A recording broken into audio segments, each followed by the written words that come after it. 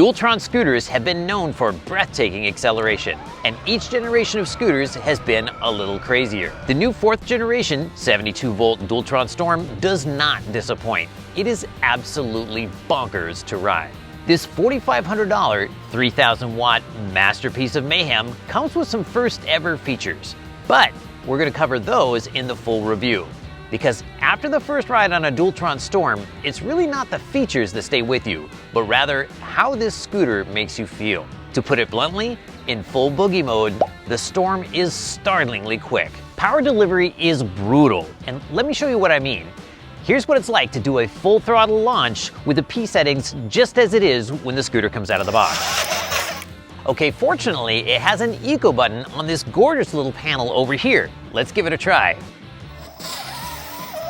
Bonkers! So basically, the 2 modes you can access over here are fast and stupid fast. So if we go over here and shift gears, it's not hard to make the scooter behave itself. But riding this scooter in gear 1 or gear 2 does make it feel like we've removed a small part of the scooter's soul. In our review, we'll share our favorite P settings to make the Storm deliver optimal performance and rideability without taking away any of the fun. One thing we noticed right away is that no matter what mode you put the Storm into, both motors are always engaged. In other words, there's no way to run it in single motor mode. Now, this is actually a good thing because 72-volt scooters are known for burning up motor controllers and motors if you run them single motor. Even the sound is bonkers. At its very loudest, it's a bit like riding a table saw covered in grip tape.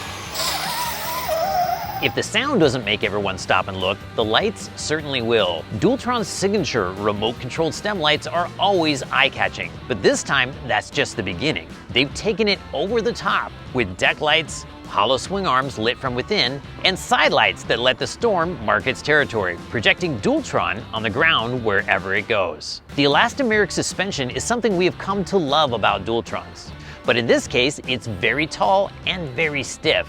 But it does match the overall intensity of the scooter. The faster you go, the harder you ride, and the bigger you are, the better the suspension and the whole rest of the scooter seems to work. Normally, this is the part of the video where I say I'm really looking forward to testing it. But honestly, the idea of pushing a Dualtron Storm to its limits is making me a little nervous. Check back in a week or 2 for the full review and also to see if the Dualtron Storm makes the ESG list of world's fastest scooters.